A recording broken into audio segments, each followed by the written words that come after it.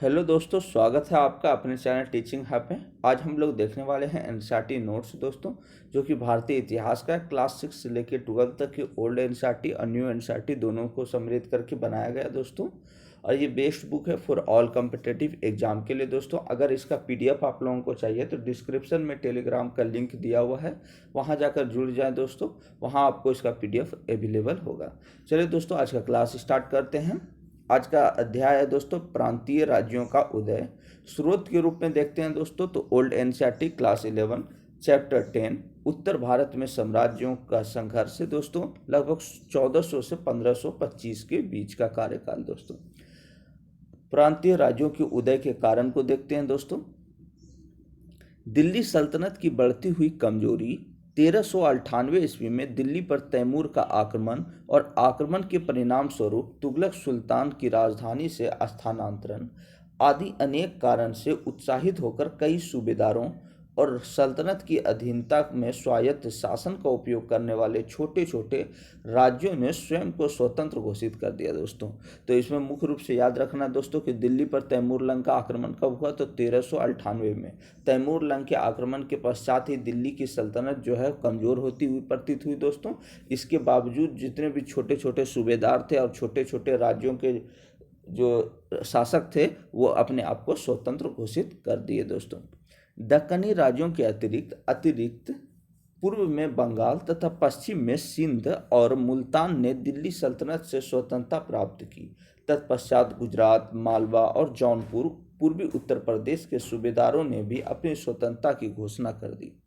इसके पश्चात अजमेर के जो मुसलमान सूबेदार थे दोस्तों, उसे भी हराकर यानी अपदस्थ कर राजपूताना के विभिन्न राज्य जैसे मेवाड़, मारवाड़, आम्बेर आदि भी स्वतंत्र हो गए। प्रमुख प्रांतीय राज्यों का वर्णन निम्न है दोस्तों, देखते हैं। पूर्वी भारत, बंगाल, असम और उड़ीसा। पूर्वी भारत में बंगाल, असम और उड़ीसा राज्यों का उदय हुआ। इनका वर्णन निम्न है। पहले देखते हैं दोस्तों बंगाल। बंगाल अपनी दूरी और जलवायु के कारण दिल्ली के नियंत्रण से मुक्त ही रहा था। इसका एक मुख्य कारण बंगाल का संचार मुख्य रूप से जलमार्ग पर निर्भर होना और तुर्क शासकों को ऐसे मार्गों से अपरिचित होना। यानी तुर्क शासक जो है जलमार्ग से अपरिचित थे दोस्तों, जबकि बंगाल का जो व्यापार होता था दोस्तों वो मुक्त रूप से जो है किससे होता था दोस्तों, तो जलमार्ग से होता था।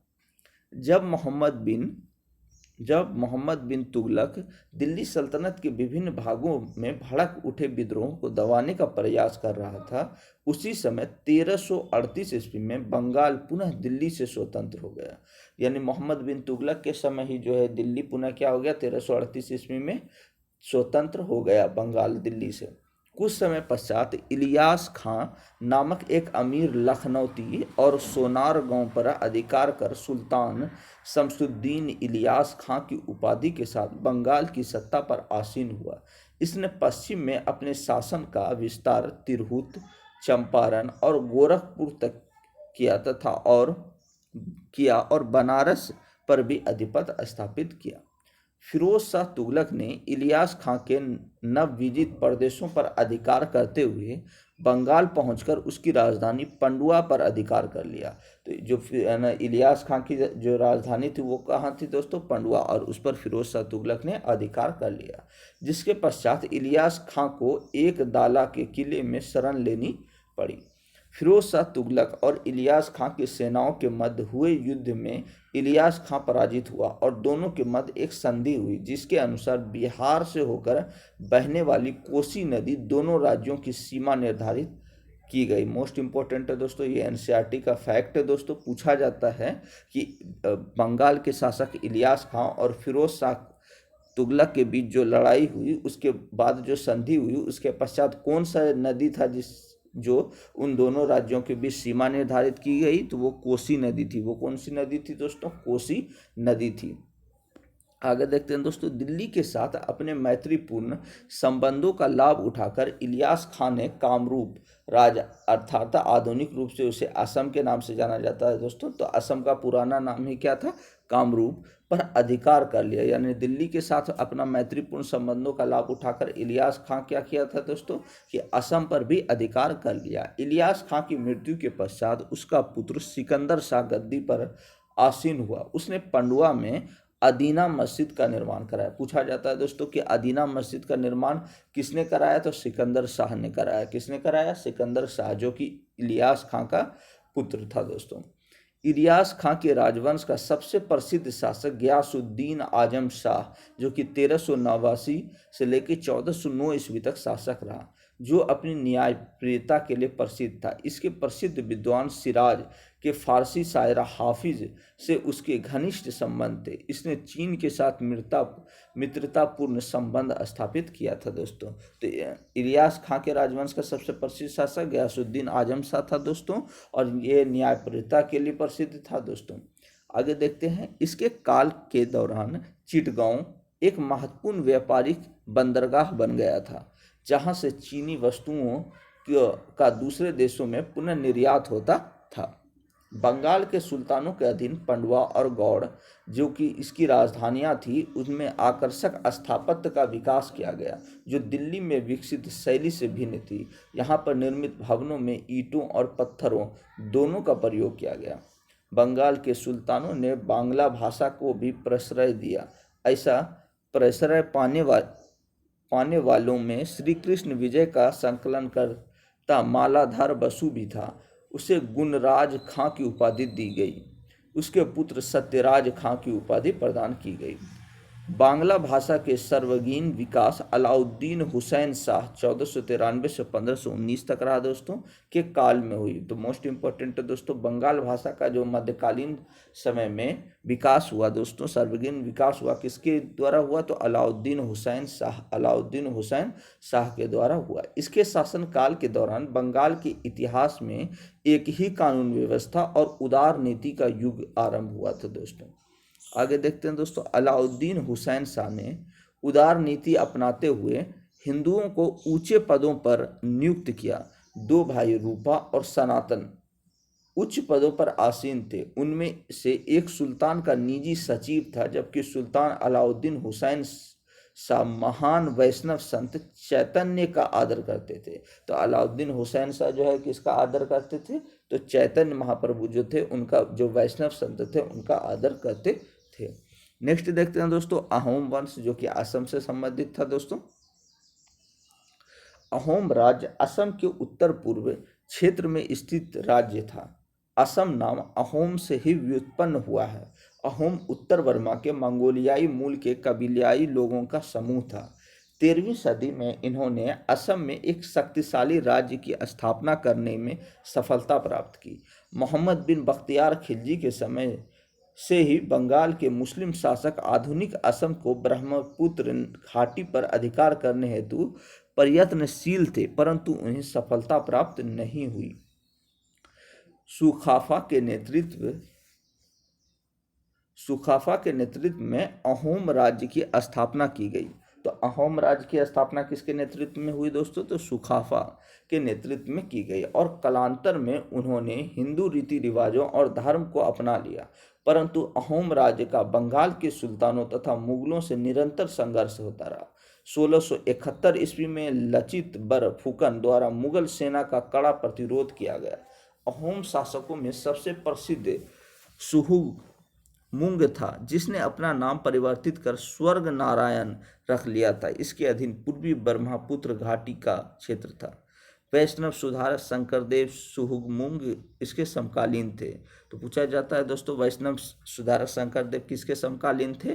तो सुहुगमुंग इसके समकालीन थे। इसने अहोम क्षेत्र में वैष्णव धर्म के प्रचार में महत्वपूर्ण भूमिका निभाई थी दोस्तों। नेक्स्ट देखते हैं दोस्तों, उड़ीसा।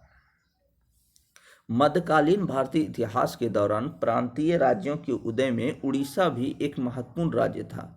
उड़ीसा पर मुख्यतः 3 वंशों का शासन रहा, जिसमें पूर्वी गर्गी वंश, गजपति वंश तथा भोई वंश। तो मुख्य रूप से कितने शासक? 3 वंश दोस्तों, पूर्वी गंग वंश, गजपति वंश और भोई वंश था दोस्तों। पूर्वी गंग वंश के शासक में अनंत वर्मन चोड़गंग 1076 से 1178 ईस्वी तक 1148 ईस्वी तक सबसे महान शासक था, जिसने उड़ीसा को संगठित एवं शक्तिशाली बनाया और उसने पुरी के विश्व प्रसिद्ध जगन्नाथ मंदिर तथा भुवनेश्वर के लिंगराज मंदिर का निर्माण कराया। मोस्ट इंपॉर्टेंट दोस्तों, पूछा जाता है कि जगन्नाथ मंदिर और लिंगराज मंदिर का जो निर्माण किसके द्वारा कराया गया दोस्तों, तो गंग वंश का शासक था अनंत वर्मन चोड़गंग के द्वारा कराया गया। अनंत वर्मन चोड़गंग के द्वारा कराया गया।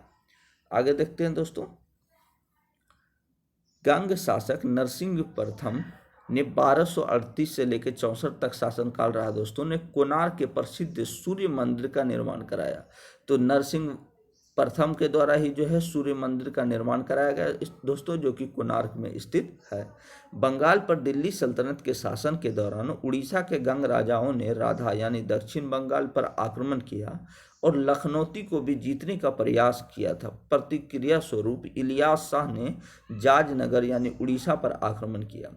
1360 ईस्वी में अपने बंगाल अभियान से लौटते समय फिरोज शाह तुगलक ने उड़ीसा पर आक्रमण कर जगन्नाथ मंदिर को नष्ट कर दिया था दोस्तों। तो पूछा जाता है दोस्तों कि 1360 ईस्वी में किसने जगन्नाथ मंदिर को नष्ट किया, तो फिरोज शाह तुगलक ने। जब वो बंगाल अभियान से लौट रहा था उसी समय क्या किया दोस्तों कि वो जगन्नाथ मंदिर पर भी आक्रमण कर दिया।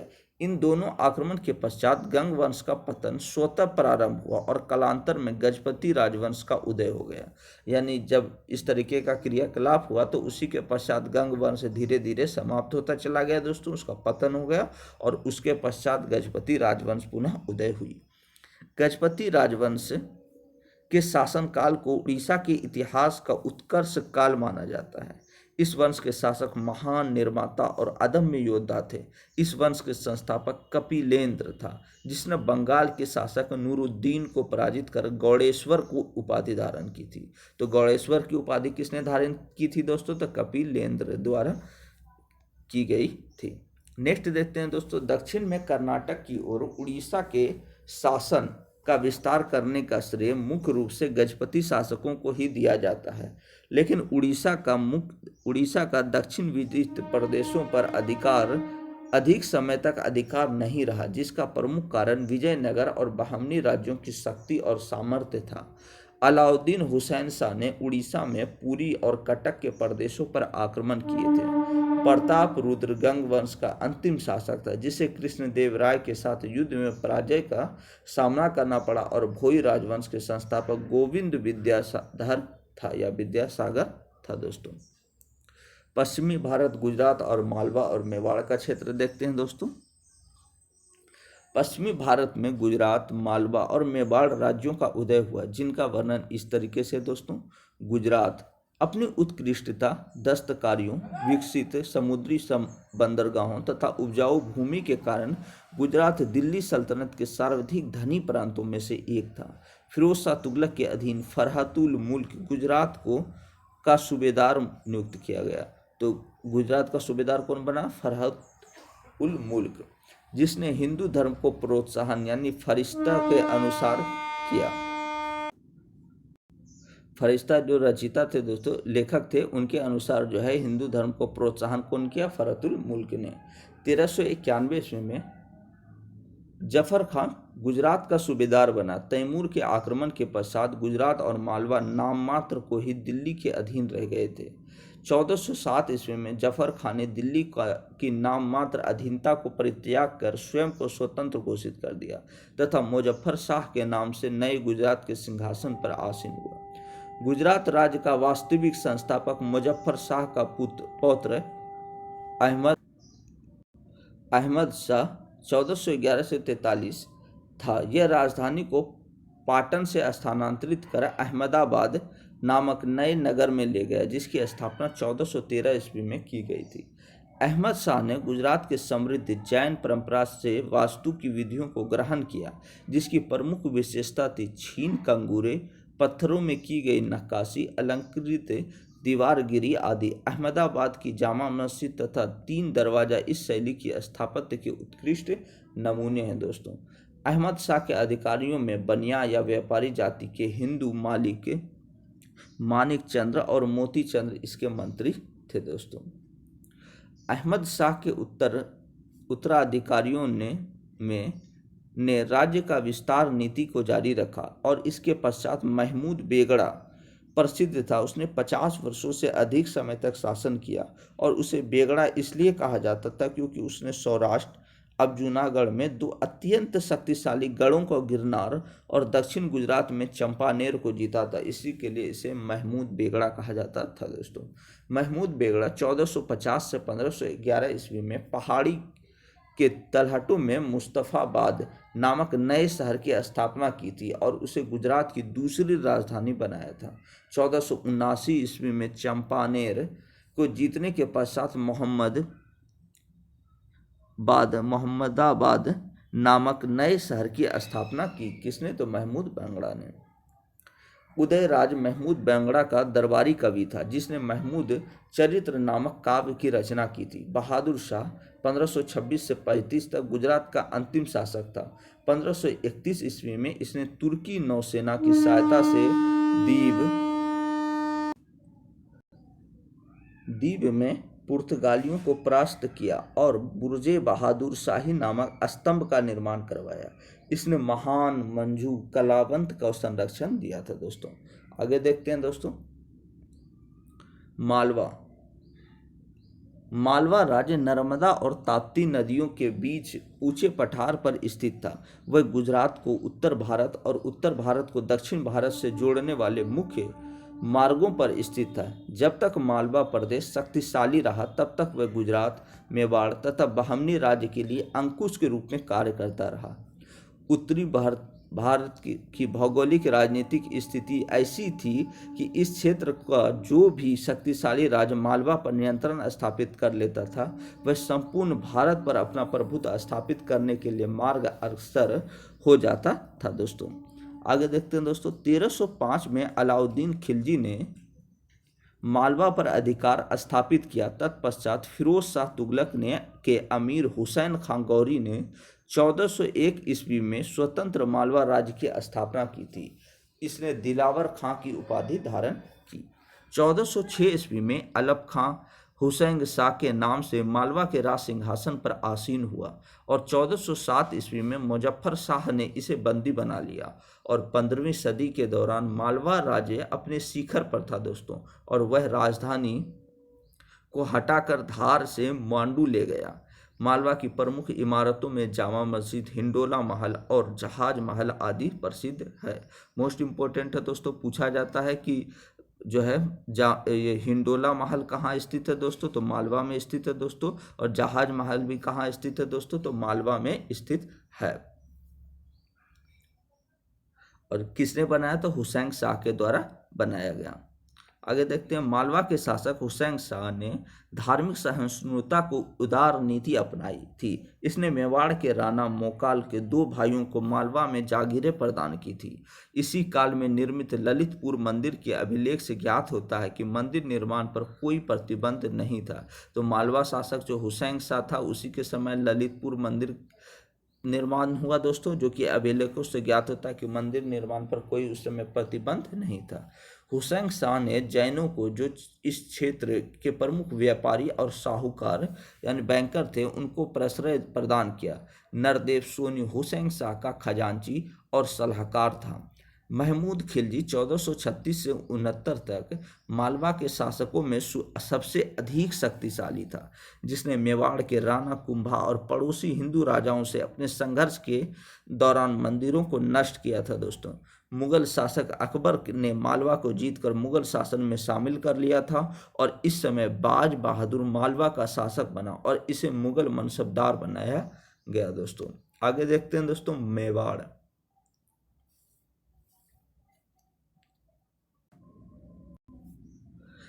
मेवाड़ 15वीं सदी में मेवाड़ का उदय उत्तर भारत का एक महत्वपूर्ण राजनीतिक घटना थी।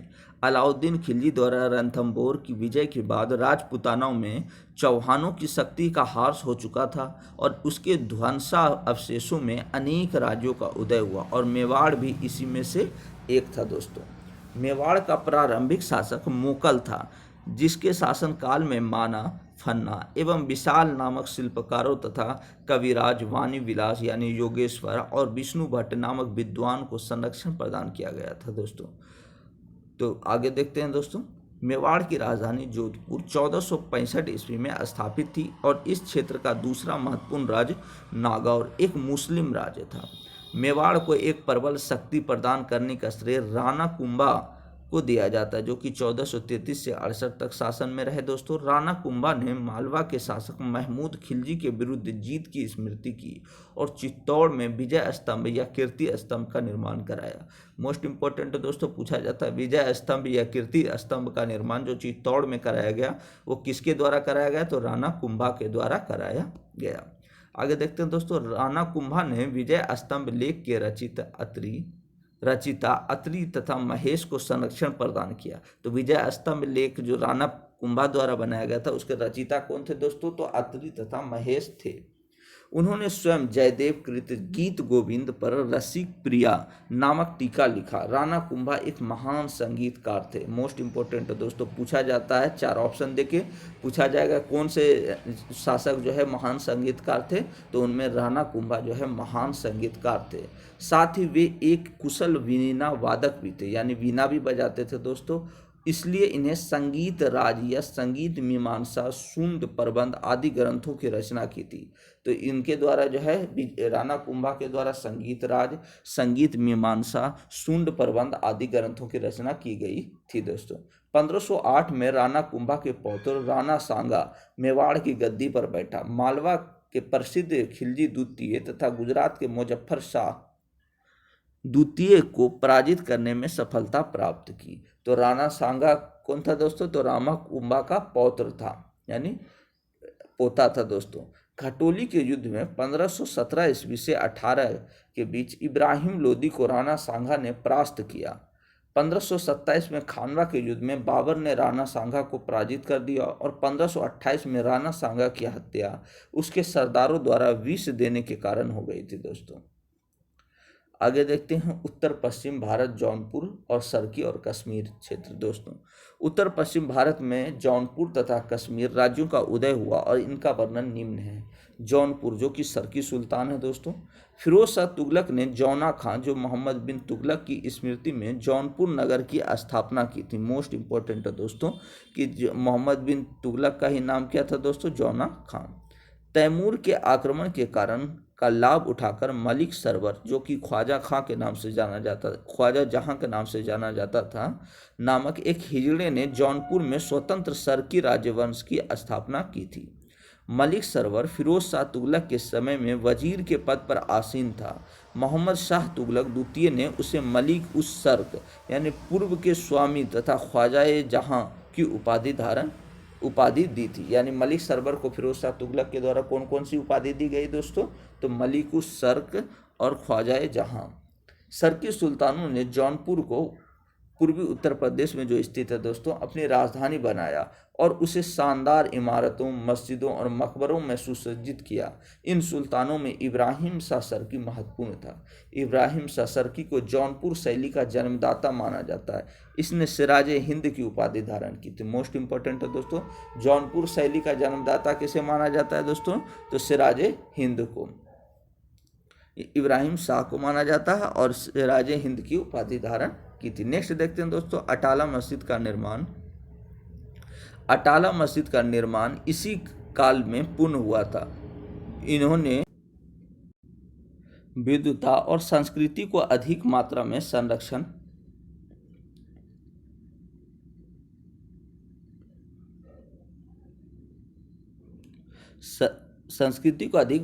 संरक्षण दिया था।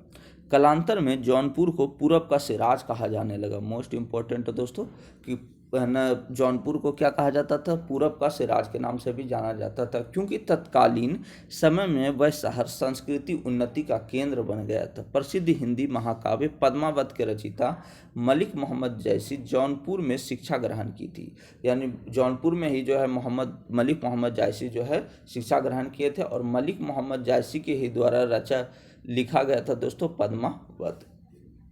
उनके उत्कर्ष काल में यह पश्चिमी उत्तर प्रदेश में अलीगढ़ से लेकर उत्तर बिहार में दरभंगा तक और उत्तर में नेपाल की सीमा से लेकर दक्षिण में बुंदेलखंड तक विस्तृत थी। अंततः 1484 ईस्वी में सुल्तान बहलोल लोदी ने जौनपुर को जीतकर सरकी राज्य की दिल्ली सल्तनत का अंग बना लिया। नेक्स्ट देखते हैं दोस्तों कश्मीर। दिल्ली सल्तनत के पश्चात प्रांतीय राज्यों में कश्मीर का एक महत्वपूर्ण स्थान रहा है। 15वीं सदी में कश्मीर सरदारों के नियंत्रण में था और इससे पूर्व 1320 ईस्वी में मंगोल नायक दलूचा द्वारा कश्मीर पर किए गए आक्रमण के परिणाम स्वरूप हिंदू शासन का अंत आरंभ हुआ दोस्तों।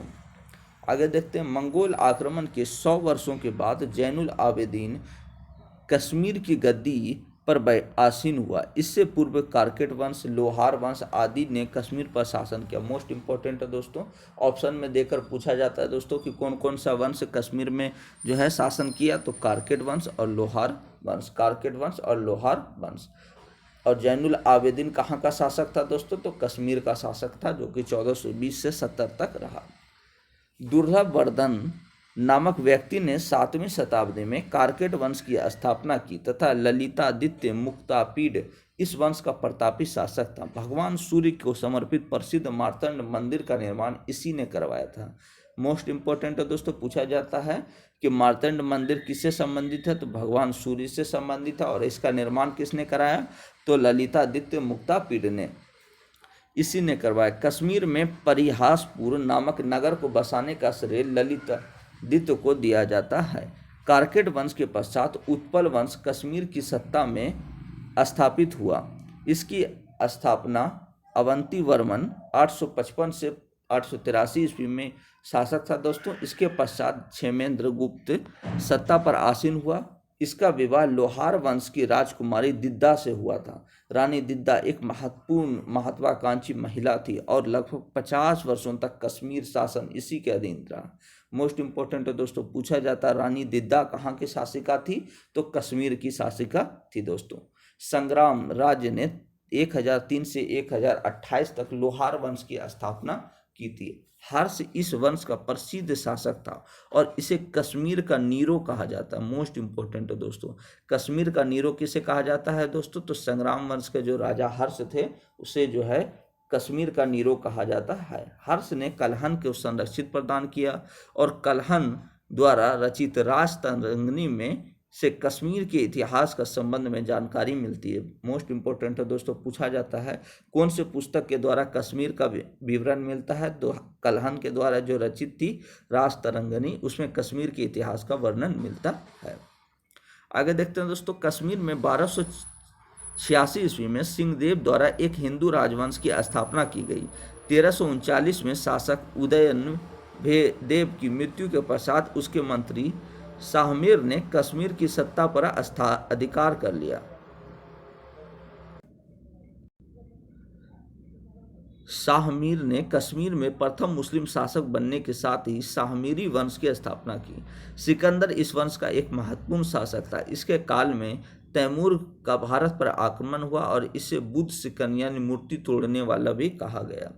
जैनुल आबेदीन सिकंदर का पुत्र था। यह एक उदार शासक था। जैनुल आबेदीन ने अपने पूर्व के सभी आदेशों को समाप्त कर दिया और साथ ही कश्मीर से जाने वाले सभी गैर मुसलमानों को वापस कश्मीर बुला लिया। जैनुल आबेदीन ने जजिया कर और गोवध पर प्रतिबंध लगा दिया और साथ ही सती प्रथा पर लगी पाबंदी को हटा दिया।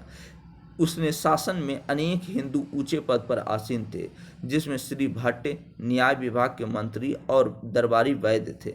जैनुल आबेदीन स्वयं एक विद्वान था और यह कविताएं लिखता था। उसे फारसी, कश्मीरी, संस्कृत और तिब्बती भाषाओं में ज्ञान था। उसने संस्कृत और फारसी के विद्वानों को संरक्षण प्रदान किया।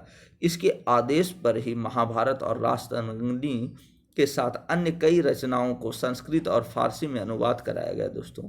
अपनी उदारता और सहिष्णुता के कारण जैनुल आबेदीन को कश्मीर का अकबर कहा जाता है। मोस्ट इंपॉर्टेंट है दोस्तों, पूछा जाता है किसे कश्मीर का अकबर कहा जाता है दोस्तों, तो जैनुल आबेदीन को।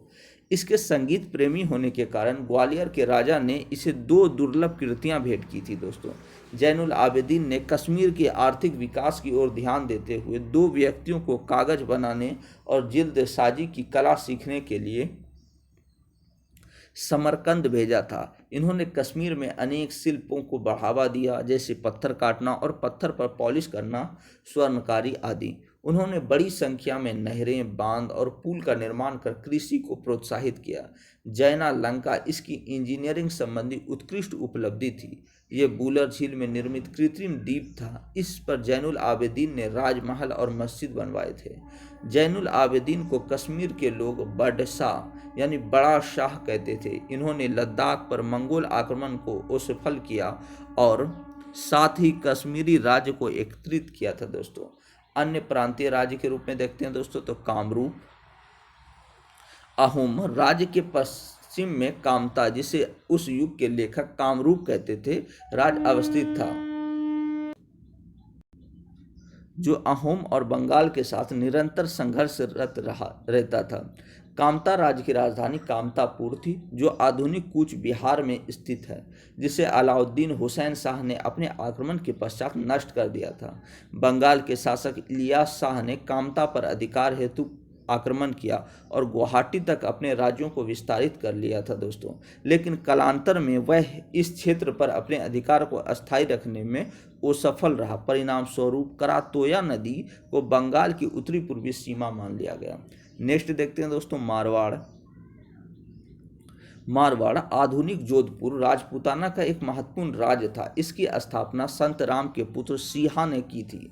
इसी वंश के जोधा नामक शासक ने 1459 ईस्वी में जोधपुर नाम नगर की स्थापना की। जोधा एक पराक्रमी शासक था और इसकी बढ़ती राजनीतिक शक्ति के कारण मेवाड़ के शासक राणा कुंभा को मेवाड़ तथा मारवाड़ की सीमा निर्धारित करने हेतु संधि करनी पड़ी थी। जोधा का पुत्र बीका था। इसने 1488 ईस्वी में बीकानेर नामक नगर की स्थापना की। इस वंश का प्रमुख शासक मालदेव था दोस्तों। आम्बेर के शासक सूर्यवंशी कच्छवाहा थे। कच्छवाहा थे जो स्वयं को भगवान राम का वंशज मानते थे। मोस्ट इंपॉर्टेंट है दोस्तों, पूछा जाता है कौन से वंश जो है भगवान राम को का वंशज अपने आप को मानते थे, तो कच्छवाहा वंश के जो राजा थे वो जो है अपने आप को भगवान राम का वंशज मानते थे। इस वंश का संस्थापक दुलह राय था।